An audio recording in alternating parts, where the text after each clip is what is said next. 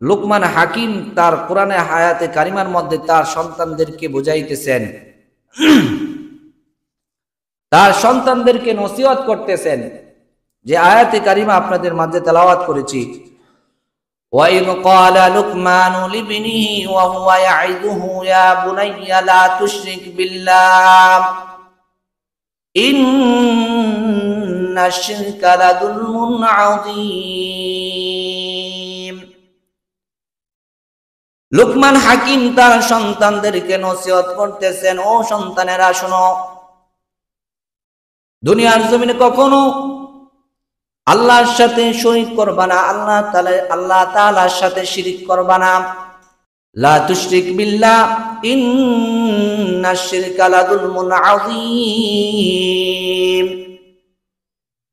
অবশ্যই অবশ্যই শিরিকের গুনাহ হলো মারাত্মক গুনাহ, কঠিন গুনাহ। আপনি পীরের দরবারে যান, পীর যদি আপনার প্রতি বেরাজ থাকে তাহলে সমস্যা নাই। আপনি যদি ওলির দরবারে যান, ওলি যদি আপনার প্রতি বেরাজ থাকে তাহলে সমস্যা নাই। আপনি আপনার আত্মীয়র বাড়িতে গেলেন, আত্মীয় যদি আপনার প্রতি অসন্তুষ্ট হয় তাহলে সমস্যা নাই। কিন্তু আপনার মা, আপনার বাবা যদি আপনার প্রতি অসন্তুষ্ট হয়ে যায় তাহলে দুনিয়া থেকে আপনি জাহান্নামটা কামাই করে নিয়ে যাবেন। দুনিয়াতে যত বড় ওলি হন, মা বাবার অবাধ্য সন্তানরা কখনো দুনিয়াতে প্রতিষ্ঠিত হইতে পারে না। আল্লাহু আকবার। আল্লাহর এক ওলি জুরাইস রাহিমাহুল্লাহ, বড় একজন আল্লাহর বুজুর্গ। জুরাইস তার মাকে মহব্বত করেন, বাবাকেও মহব্বত করেন, বাবা নাই মাকে মহব্বত করেন। তো জুরাইস আল্লাহর এক বড় বুজুর্গ ওলি, আল্লাহর ইবাদতে সব সময় মগ্ন থাকে। তো বাড়িতে থেকে ইবাদত বন্দেগী করে, বাড়িতে থাকার পর ইবাদত বন্দেগী তার মনের মধ্যে স্বাদ পায় না। আল্লাহকে তার একান্ত ডাকার তার ইচ্ছা, গোপনে ইচ্ছা যে আমার আল্লাহকে, আমার আল্লাহর সাথে আর অন্য কাউকে সাথে মিলিত করব না দুনিয়ার জমিনে। আমি আমার রবের একান্ত ইবাদত করতে চাই, যে ইবাদতের মধ্যে দুনিয়াতে কোনো আমার সমস্যা হবে না। আমি আমার রবের ইবাদতের মধ্যেই শুধু মগ্ন থাকব। তা আল্লাহর ওলি জুরাইস বাড়ি ছেড়ে পাহাড়ের মধ্যে চলে গেলেন, পাহাড়ের মধ্যে একটা ঘর নির্মাণ করলেন। তো জুরাইস ওই পাহাড়ের মধ্যে ঘর নির্মাণ করে ওখানেই তার ইবাদত বন্দেগীর মধ্যে লিপ্ত। ওখানেই সে ইবাদত করে, বন্দেগী করে, আল্লাহর হুকুমগুলা পালন করে, আল্লাহকে একাকিত্বভাবে আল্লাহকে ডাকে। তার মনের মধ্যে শান্তি, আল্লাহকে একা ডাকা। তো জুরাইস যখন চলে গেলেন, ওই পাহাড়ের গোয়ার মধ্যে, পাহাড়ের গোয়ার চূড়ার মধ্যে এক ঘর বানাইলেন। পাহাড়ের গোয়ার মধ্যে ঘর বানাইয়া জুরাইস ওইখানে ইবাদত বন্দেগী করে। তো মা তো জুরাইসকে অনেকদিন যাবত দেখে না, 5-6 দিন যাবত সন্তানরে দেখে না। আহা মা, তো জুরাইস এনে ইবাদত করে, মা তাকে 3-4 দিন 5 দিন যাবত দেখে না। জুরাইসের মা আর থাকতে পারে না ঘরে, যে আমার সন্তানটা আজকে 5 দিন যাবত আমার সন্তানের চেহারাটা দেখি না, যাই জুরাইসকে একটু যাই দেখে আসি। তো মা ঘর থেকে বের হয়ে গেলেন। মা ঘর থেকে বের হইয়া পাহাড়ের চূড়ার মধ্যে গেলেন, দেখে সন্তান ইবাদতের মধ্যে মগ্ন, দরজা লাগানো। দরজা লাগাইয়া সন্তান ইবাদত করতেছে, আল্লাহর বন্দেগী করতেছে। জুরাইস নামাজের মধ্যে দাঁড়ায়, দরজার সামনে আইসা মা ডাকতেছে, ও জুরাইস, তুমি একটু বের হয়ে আসো, তোমাকে অনেকদিন যাবত দেখি না, তোমার চেহারাটা অনেকদিন যাবত দেখি না, 5-6 দিন হয়ে গেছে তুমি এখানে ইবাদত করো, কিন্তু আমার মন তো আর মানতেছে না, তোমাকে দেখার খুব ইচ্ছা করতেছে। জুরাইস ইবাদতের মধ্যে মগ্ন হইতেছে। এমন গভীর দিনের মধ্যে ইবাদত, দুনিয়ার কোনো চিন্তা ফিকির তার মধ্যে নাই। জুরাইস ইবাদতের মধ্যে মগ্ন, একদিকে চিন্তা করে আমি আমার রবের ইবাদতের মধ্যে মগ্ন আছি, আরেকদিকে আমার মা আমাকে ডাকে, কোনটাকে প্রাধান্য দেব? কিন্তু তার মা ডাকে সাড়া না দিয়া আল্লাহর ইবাদতের মধ্যেই তার প্রাধান্য, আল্লাহর ইবাদতের মধ্যেই প্রাধান্য। মা একদিন আয়েশা জুরাইজকে ডাইকে গেলেন, জুরাইজ মার কথা শুনে না, ইবাদতের মধ্যেই মগ্ন। দ্বিতীয় দিন জুরাইজের কাছে মা আয়েশা ডাকতেছে, ও জুরাইজ, আজকে 5 দিন যাবত তোমার চেহারাটা দেখি না, তুমি ঘর থেকে বের হয়ে আমার সাথে একটু দেখা করো। আবারও ওই জুরাইজ রবের ইবাদতের মধ্যে মগ্ন। সে মনে মনে ভাবে, আমি আমার রবের ইবাদতের মধ্যে অন্য কাউকে মিলিত করতে চাই না, একান্ত আমি আমার রবের ইবাদত করব। জুরাইজ যখন এই মা দ্বিতীয় দিন আসার পর জুরাইজ মার ডাকে সাড়া না দেয়, মা চলে যায়। তৃতীয় দিন যখন তার মা আয়েশা ডাকতেছে, ও জুরাইজ একটু দেখা দাও, তোমাকে দেখি না। মা নিরাশ হইয়া জবান দিয়া বলে ফেলছে, মা কষ্ট নিয়ে জবান দিকে বলে ফেলছে, ও জুরাইজ, আজ কতদিন যাবত তোমার চেহারা দেখি না, আর তুমি ইবাদত করো ভালো কথা, কিন্তু আমার সাথে একটু দেখা করতে তোমার সমস্যা। যাও যাও যাও, আমার চেহারা দেখতে হবে না, তুমি একজন নর্তকীর চেহারা দেখো। আমার চেহারা তোমার দেখতে ভালো লাগে না, যাও তুমি একজন নর্তকীর চেহারা দেখো ঘর থেকে বেরোয়। মা দোয়া করলেন, পৃথিবীর মধ্যে এমন কিছু দোয়া আছে, দোয়া আল্লাহ তাআলার সাথে কোনো পার্থক্য থাকে না, আল্লাহ তাআলার সাথে কোনো পর্দা থাকে না। আল্লাহ তাআলার কাছে এমন এমন কিছু মানুষের দোয়া আল্লাহ তাআলার কাছে পর্দা থাকে না, আল্লাহর কাছে বলতে দেরি আল্লাহ তাআলা কবুল করতে দেরি না। এর মধ্যে এক নাম্বার, এর মধ্যে একটা হচ্ছে মা। মা যদি সন্তানের জন্য দোয়া করে, মা যদি সন্তানের জন্য বদদোয়া করে, আল্লাহ তাআলার সাথে মার মধ্যে কোনো পর্দা থাকে না, আল্লাহ তাআলা ওই মার দোয়ার সাথে সাথে কবুল করে নেয়। মা যখন বললেন, আমার চেহারা দেখবি না, তাহলে তুই একজন নর্তকীর চেহারা দেখিস, আল্লাহ তাআলা কবুল করে নিছেন। জুরাইজ ইবাদত বندگی সেরে ঘর থেকে বের হয়।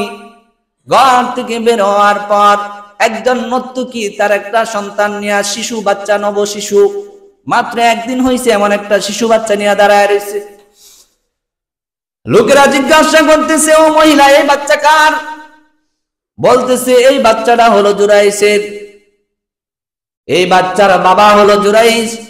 সমস্ত ওই পাহাড়ের মধ্যে যারা বসবাস করত, সমস্ত মানুষ জুরাইজকে ভালো মনে করতো, একজন আল্লাহওয়ালা মানুষ, 5 ওয়াক্ত নামাজি, 5 ওয়াক্ত নামাজ পড়ে ইবাদতের মধ্যে মগ্ন। সে ঘর থেকে বের হয় না, সারাক্ষণ রবের ইবাদতের মধ্যে মগ্ন। এমন একটা লোক, তার নামে এরকম খারাপ কথা যখন শুনলেন, সবাই তাকে ভালো মনে করে। এক একজন এক এক সময় এক এক খাবার, ভালো ভালো খাবার তার মাঝে আয়েশা দেয়া যায়। একজন আল্লাহ ওয়ালি মানুষ ইবাদতের মধ্যে মগ্ন, সমস্ত মানুষগুলা তাকে ভালো ভালো খাবার এনে দেয়া যায়, ভালো ভালো পোশাক এনে দেয়া যায়, যখন যা লাগে সব কিছু দেয়া যায়। এখন যদি ওই মানুষটার নামে একটা অপবাদ শুনে, তখন মানুষের কি অবস্থা হয়? যেই শুনছে ইবাদত করার ভণ্ডামি করো, খারাও, সমস্ত মানুষগুলা জুরাইজকে গণদোলাই দেওয়া শুরু করছে। সমস্ত মানুষগুলা জুরাইজকে গণদোলাই দিতেছে, গণদোলাই দিতেছে। জুরাইজ একজন আবেদ ছিলেন, আলেম ছিলেন না। জুরাইজ একজন আবেদ, আলেম না, কিন্তু আল্লাহর ইবাদতের মধ্যে তার এতটা মগ্ন, এত মধু, আল্লাহর ইবাদত ছাড়া জুরাইজ কিছুই বুঝে না। জুরাইজ সর্বক্ষণ রবের ইবাদতের মধ্যে মগ্ন থাকতে পছন্দ করেন। জুরাইজ এইবার ডাইকে বলে, ও মহিলা, তোমার বাচ্চা নিয়ে সামনে আসো, আমি তো এই জঘন্যতম কাজটা করার সাহস কখনো করি নাই।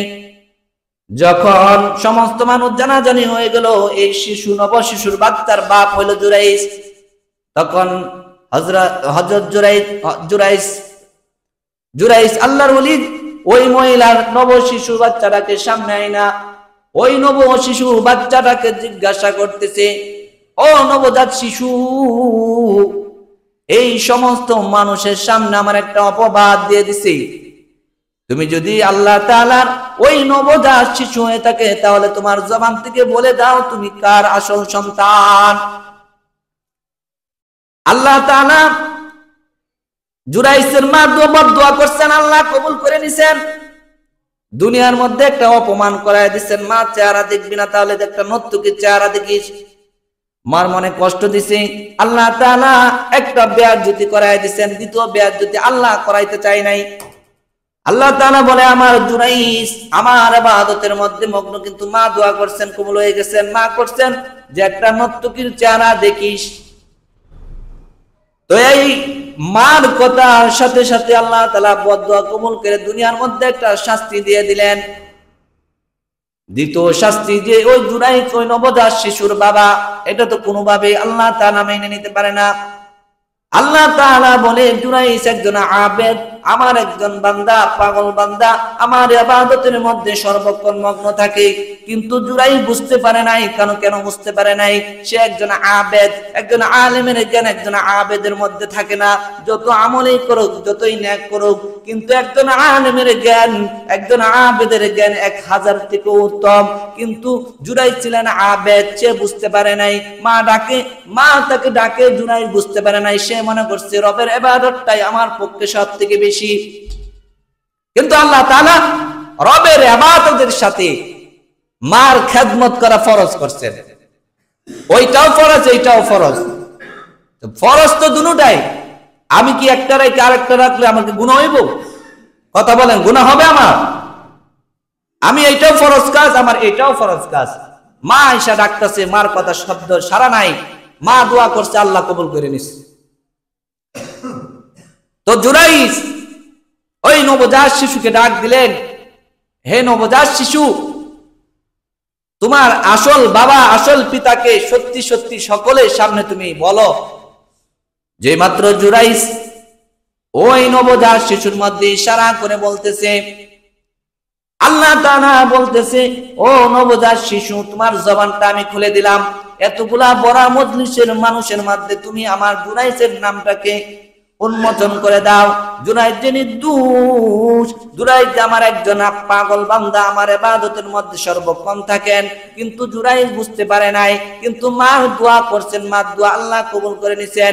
পৃথিবীর মধ্যে মা দোয়ার মধ্যে আল্লাহর মধ্যে কোনো পর্দা থাকে না। আল্লাহ তাআলার কাছে মা যদি সন্তানের জন্য দোয়া করেন, আল্লাহ তাআলা ওই সন্তানের দোয়া সাথে সাথে, ওই মার দোয়া সাথে সাথে কবুল করে নেন। তার মা দোয়া করছেন, আমি কবুল করলাম, কিন্তু আমি আমার ওই বান্দাকে আমি বেয়াজ্জতি করতে চাই না। যেই মাত্র জুরাইস ওই সন্তানকে সকলের সামনে জিজ্ঞাসা করতেছেন, ও সন্তান, এই বাচ্চা তুমি আসল তোমার বাপের নাম কি? তখন আল্লাহ তাআলা ওই নবজাত শিশুর জবানটাকে আল্লাহ তাআলা খুলে দিলেন। নবজাত শিশুর জবান থেকে বের হইতেছে, ও দুনিয়ার সকল মানুষ, ওই জুরাইস আল্লাহ একজন ওলি, আল্লাহর একজন পেয়ারা বান্দা। সে আমি তার বাবা, আমি তার সন্তান না, উনি আমার পিতা না। আমার মা একজন কৃষকের সাথে আকাম কুকাম করছে, ওই কৃষকের সন্তান হইলাম আমি। আর জুরাইস হলো একজন আল্লাহর ওলি, আল্লাহর পেয়ারা বান্দা। জুরাইস আমার বাবা না। জুরাইসকে আর তোমরা অপমান করো না। এই নবজাত শিশুর মুখ থেকে আল্লাহ তাআলা জবানটা খুলে দিলেন। একদিনের সন্তান, কিন্তু জবান খোলার মালিক কেডা? আওয়াজ দিয়ে বলতে হবে, কে? আল্লাহ তাআলা। ওই নবজাত শিশুর জবান আল্লাহ তাআলা খুলে দিয়েছেন। খুলে দেওয়ার সাথে সাথে সমস্ত মানুষের সামনে বলে দিলেন যে আমার পিতা হলো একজন কৃষক। আমার মা ওই কৃষকের সাথে পরকিয়া করছে। আর ওই কৃষকের সাথে পরকিয়ার পরেই আমাকে আল্লাহ আমি কৃষকের একজন সন্তান, কিন্তু প্রকৃত ওই জুরাইস হলো একজন আল্লাহর ওলি, তার সন্তান আমি না, সে আমার পিতা না। তার ওই জুরাইসকে আপনারা আর অপমানিত করেন না। তো দেখেন, একজন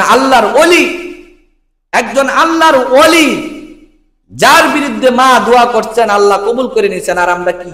আমরা তো সাধারণ, আমরা কি সাধারণ মানুষ। মার সাথে বাবার সাথে কখনো খারাপ আচরণ করা যাবে না। মা বাবার অবাধ্য সন্তান হওয়া যাবে না। মা বাবার বাধ্যকৃত সন্তান হওয়া যাবে, মা বাবার বাধ্যকৃত সন্তান হওয়া লাগবে। আল্লাহ রাসূল সাল্লাল্লাহু আলাইহি সাল্লাম বলেন, ও দুনিয়ার মানুষ, মা এবং বাবা এমন একটা নিয়ামত, কোন দুনিয়ার বান্দা যদি মার চেহারার দিকে একটা মায়ার নজর দিয়া তাকায়, নেক নজরে যদি কোনো সন্তান মার চেহারার দিকে তাকায়, বাবার চেহারার দিকে তাকায়, আল্লাহর হাবিব বলেন ওই সন্তান যদি মার দিকে একবার নেক নজরে যদি মার দিকে তাকায়, তাহলে একটা কবুল হজের উমরার সওয়াব আল্লাহ তাআলা তার আমলনামায় দান করেন। কোন সন্তান যদি নেক নজরে এইভাবে দুইবার তাকায়, দুইটা কবুল হজের সওয়াব তার আমলনামায় দান করেন। এইভাবে সাহাবায়ে কেরাম আল্লাহর হাবিবকে জিজ্ঞাসা করতেছেন, বারবার যদি কোন সন্তান যদি মার চেহারার দিকে বাবার চেহারার দিকে নেক নজর তাকায়, যতবার সন্তান তাকাবে ততটা কবুল হজের সওয়াব তার আমলনামায় আল্লাহ তাআলা দান করবেন। তাহলে আমরা কিভাবে মাকে কষ্ট দিই, কিভাবে বাবাকে কষ্ট দেই, মা বাবার অবাধ্য কিভাবে হই? আমাকে তো আপনার মা বাবাই তো লালন পালন করে বড় করছেন, মা বাবার অবাধ্য সন্তান কেন আমরা হব? মার দোয়া ছাড়া পৃথিবীতে আজ পর্যন্ত কোন সন্তান কোনদিন উপকার পায় নাই। মাকে কষ্ট দিয়া বাবাকে কষ্ট দিয়া কখনো প্রতিষ্ঠিত হইতে পারে নাই কোন সন্তান। আল্লাহর ওলি নকশবন্দি ঘটনা লেখলেন, ওয়াকিয়া লেখলেন,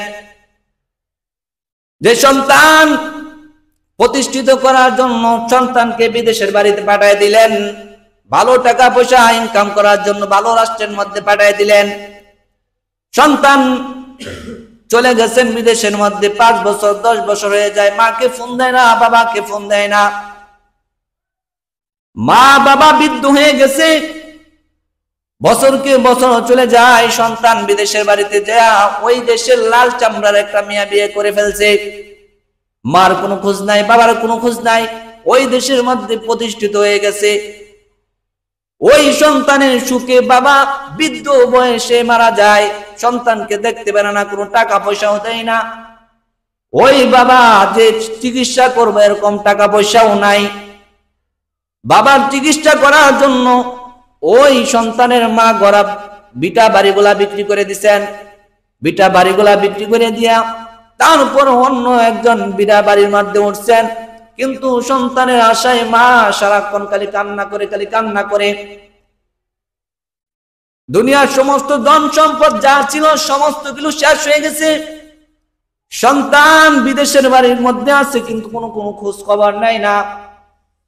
এইভাবে যখন দীর্ঘ বছর হয়ে যায়, মার খোঁজ নেয় না, বাবার খোঁজ নেয় না, বাবা মারা গেছে, সন্তানের সুখে বাবা মারা গেছে, মাও মর্মে বাপ পরের বিটা বাড়ির মধ্যে ওইটা ভিক্ষা কইরা নিজের খাওয়ানোর কোনো আহারের জোগাড় করেন।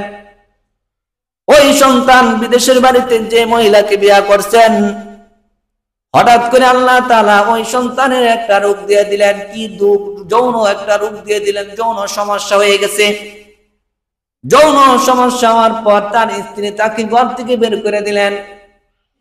ঘর থেকে যখন বের করে দিলেন, ওই সন্তান কোথায় যাবে, কোন জায়গা যাবে, কোনো কিছুই তার মাথায় ধরতেছে না। কই যাব এখন? আমি তো আমার মাকে হারাইলাম, বাবাকে হারাইলাম, আজকে 10 বছর 15 বছর হয়ে গেল, আমি আমার মার খোঁজ নেই না, বাবার খোঁজ নেই না, আমি এখন কোথায় যাব, কার কাছে যাব? কিন্তু মা সন্তানের সুখে এখনো কান্না করে, আল্লাহর কাছে দোয়া করে, অগর হায়াতের জিন্দেগির শেষ ভাগটাও যদি আমার সন্তানকে আমাকে দেখাইতা, হায়াতের জিন্দেগির শেষ ভাগেও যদি আমার সন্তানটাকে আমাকে দেখাইতা, আমি একটু শান্তি পাইতাম। সন্তান বিদেশের থেকে বাংলাদেশে চলে আসলেন। বিটা বাড়ি আইসা থেকে বিক্রি হয়ে গেছে, বাবা নাই, মা এখান থেকে চলে গেছে। মানুষের কাছে জিজ্ঞাসা করে আমার মা কোথায়? একজন লোক বলতেছে অমুক জায়গায় অমুক কানের বাড়ির মধ্যে, একজনের বাড়ির মধ্যে থাকে আর ভিক্ষা করে। তো বাগানের দিয়ে যাইতেছেন, এক রাখালকে জিজ্ঞাসা করলেন, ও রাখাল, অমুক জায়গার অমুক একজন মহিলা এই জায়গায় কোথায় থাকে?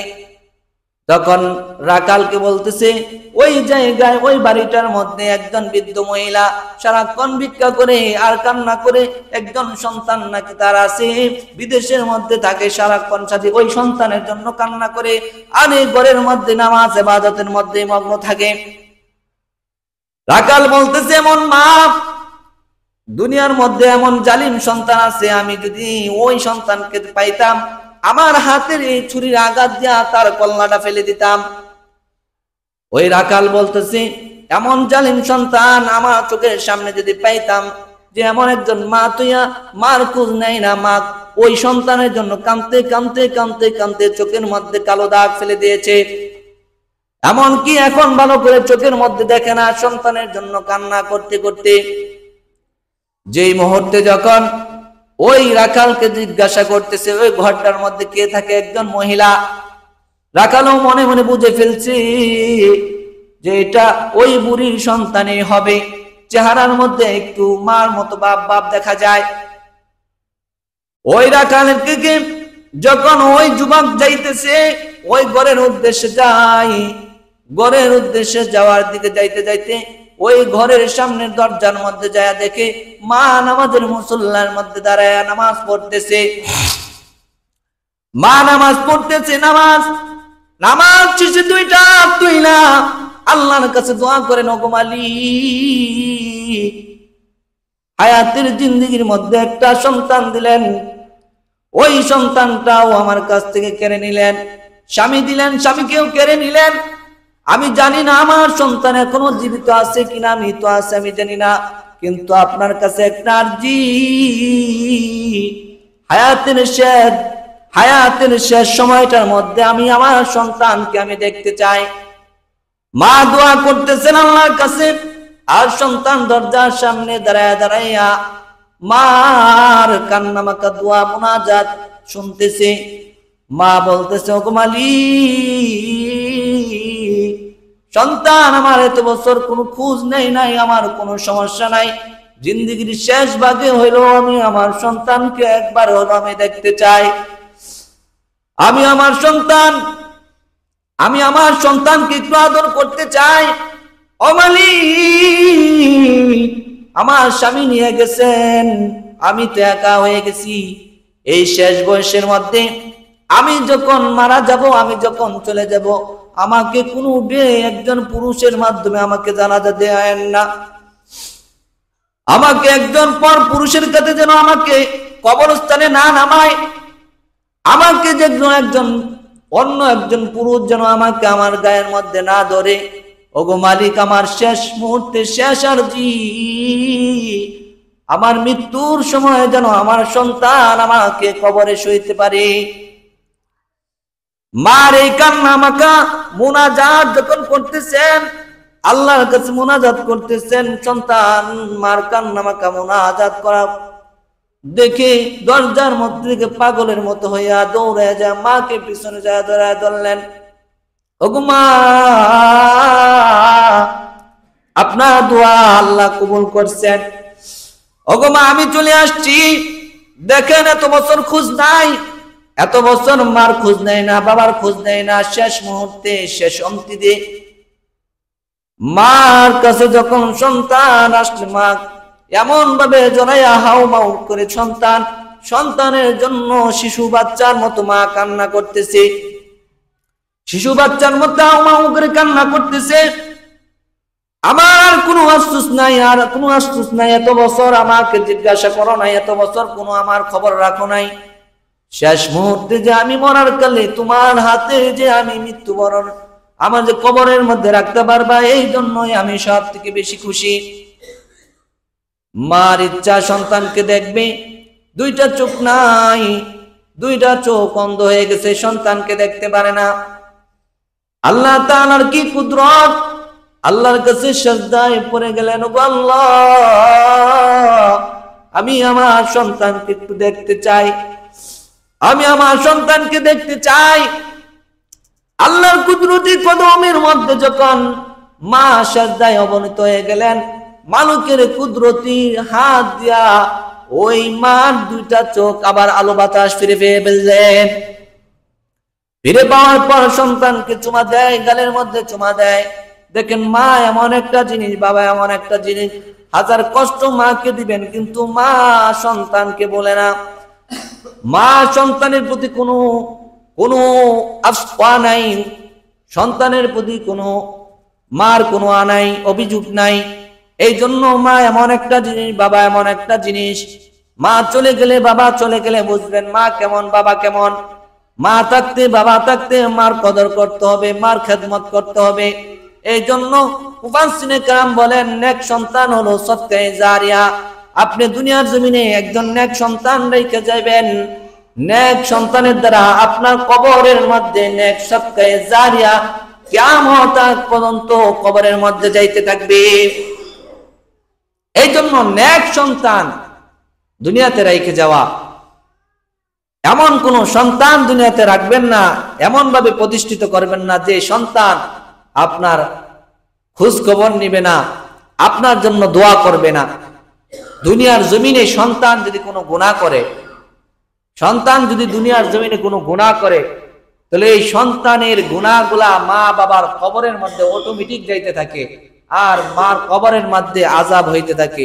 এই জন্য কমাস কম হায়াতের জিন্দেগিতে মাকে কদর করতে পারে নাই, মার খেদমত করতে পারেন নাই, মার খেদমত করতে পারেন নাই, কিন্তু আল্লাহর কাছে দোয়া করেন যে অন্তত গুনাহ কইরা মা এবং বাবার কবরের মধ্যে আযাব যেত না পারে, আমার কারণে যেন আমার মা আমার বাবা যেন কবরে আযাবের শিকার না হয়। এই জন্য নেক সন্তান হলো সদকায়ে জারিয়া। দুনিয়াতে একজন নেক সন্তান রাখবেন, নেক সন্তান কোরআন পড়বে তো এই কোরআনের হিস্সাগুলা আপনার কবরের মধ্যে যাইতে থাকবে, যা আমল করবে সেই আমলগুলা কবরের মধ্যে যাইতে থাকবে। দুনিয়ার জমিনের সমস্ত ভালো কাজগুলা মা বাবার কবরের মধ্যে অটোমেটিক যাইতে থাকবে। এই জন্য হায়াতের জিন্দেগিতে একজন নেক সন্তান রেখে যাবেন। নেক সন্তান যেমন লুকমান হাকিম বলতেছেন, লুকমান হাকিম তার সন্তানদেরকে নসিহত করতেছেন, وَإِذْ قَالَ لُقْمَانُ لِابْنِهِ وَهُوَ يَعِظُهُ يَا بُنَيَّ لَا تُشْرِكْ بِاللَّهِ। হে আমার সন্তানেরা, দুনিয়ার জমিনে কখনো কারোর সাথে খারাপ আচরণ করবা না, কারোর সাথে বেয়াদবি করবা না, কখনো শিরিক করবা না। এলো হইল বাবার ওসিয়ত। যেমন বাবা তেমন সন্তান, যেমন বাবার নসিহত তেমন সন্তানের করণীয়। যেমন বাবা নসিহত করছেন, সন্তান ওইভাবে নসিহতটা পালন করছেন। এই জন্য আমাদের বাবারা, আমাদের মারা সেইভাবে সন্তানকে নসিহত করা। কেন সন্তান খারাপ পথে যাবে? কেন সন্তান এই দিন থেকে মাহরুম হবে? কেন সন্তান নামাজ পড়বে না? কেন সন্তান কোরআন পড়বে না? আমাদের মধ্যে তো আমাদের সন্তানদেরকে ওইভাবে বুঝাইতেই পারি না। এই জন্য নেক সন্তান সদকায়ে জারিয়া, নেক সন্তান দুনিয়াতে রেখে যাইবেন। আল্লাহ তাআলা কবরের মধ্যে নেক সন্তানের হিস্সা গুলা কবরের মধ্যে ঢুকতে থাকবে। দেখেন মার এবং বাবা সন্তানের জন্য দুনিয়ার জান্নাত। আপনি মাকে সেবা করবেন, বাবাকে সেবা করবেন, দুনিয়াতে জান্নাত পাইবেন। মা নারাজ, আল্লাহ নারাজ। মায়ের চোখের পানি থেকে যদি এক ফোঁটা চোখের পানি যদি কখনো যদি আপনার প্রতি হিংসা হইয়া, আপনার প্রতি হিংসা হইয়া, আপনার প্রতি রাগ হইয়া যদি চোখের পানি এক ফোঁটা যদি পড়েই যায়, দুনিয়াতে ধ্বংস হয়ে যাবেন, দুনিয়াতে ধ্বংস হয়ে যাবেন। এই জন্য মার সাথে কেউ যদি বেয়াদবি করে থাকি, বাবার সাথে যদি কোনো সময় বেয়াদবি করে থাকি, সেই মা বাবার বেয়াদবির জন্য মার কাছে ক্ষমা চান। মার কাছে ক্ষমা চাইতে কি লজ্জা লাগে? কথা বলেন, মার সাথে লজ্জা লাগে? মার সাথে বেয়াদবি করছেন, বাবার সাথে বেয়াদবি করছেন, মার কাছে যা বলবেন, মা আমার দ্বারা এই বেয়াদবিটা হয়ে গেছে, মাফ করে দেন, আমার কাছে এই বেয়াদবিটা হয়ে গেছে, বাবার কাছে মাফ চান। দেখবেন মা খুশি। মা খুশি তো আল্লাহ খুশি। মাকে কখনো বেরাজ দেয়, কখনো আপনি সফলতায় রাস্তায় হাঁটতে পারবেন না দুনিয়াতে, কখনো না। আমি লেখা দিলাম, আপনি লেখা নেন। আপনি যদি ভাবেন যে মাকে অখুশি রাইকা, মাকে নারাজ রাইকা, বাবাকে নারাজ রাইকা আমি দুনিয়াতে ভালো জিন্দেগি যাপন করতে পারবো, কখনো না। আমি চ্যালেঞ্জ দিয়ে বলে দিলাম, কখনো না। দুনিয়াতে এক হইল জাহান্নামের পথ চলতেছেন, হুমা জান্নাতুকা ওয়া নারুকা। আপনার আপনার মা আপনার জন্য জান্নাত, আপনার মা আপনার জন্য জাহান্নাম। আপনি তো মাকে বেরাজ করে, বাবাকে বেরাজ করে আপনি তো জাহান্নামের রাস্তায় এমনি হাঁটতেছেন, আপনি আবার সফলতা পাইবেন কোথায়? দুনিয়াটা সফলতার রাস্তা না, আপনার দুনিয়াতে সফলতার রাস্তা না, আখিরাতে সফলতার রাস্তায় আপনার হাঁটতে হবে। এই জন্য মা বাবার বাধ্যকৃত সন্তান, যারা মা বাবার অবাধ্য সন্তান, আল্লাহ তাআলা ওই অবাধ্য সন্তানকে দুনিয়ার মধ্যে অনেক ভাবে অপমানিত করে। যেমন আল্লাহর ওলিদেরকেও আল্লাহ তাআলা ছাড় দেয় নাই। মা দোয়া করছেন, মা কষ্ট পাইছেন, আল্লাহ তাআলা সাথে সাথে তার সেই শাস্তি আল্লাহ তাআলা দিয়ে দিচ্ছে। এই জন্য কখনো মার সাথে বাবার সাথে খারাপ আচরণ করব না। এক হইল কথা আলোচনা মা বাবার খেদমত করা, মা বাবার খেদমত কইরা দুনিয়া থেকে জান্নাতটা কামাই করা। আর দ্বিতীয়ত কথা হলো আমাদের মা বাবাদের উচিত আমাদের সন্তানরা যেন কখনো অবাধ্য না হয়। মা বাবা ওইভাবে সন্তানদেরকে সুপরামর্শ দেওয়া, নেক সন্তান হিসাবে গড়ে তোলা।